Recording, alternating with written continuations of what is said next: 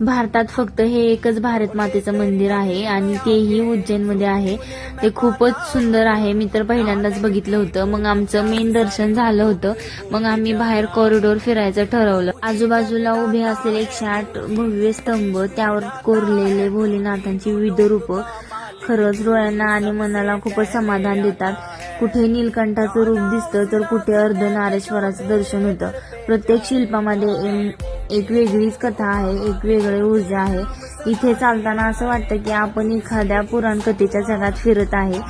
मी माझे videos photos घेतले आणि आतमध्येच एक खूप छान रेस्टॉरंट आहे. तिथंच मग आम्ही लंच केला आणि अजून माझं खूप फिरायचं बाकी होतं. मग सगळं फिरून घेतलं आणि मग मला पुढे ओंकारेश्वरला पण जायचं होतं. तर मग आम्ही निघालो आणि इथं पण खूप ट्रॅफिक झालं होतं. भेटू नेक्स्ट पार्टमध्ये. बाय.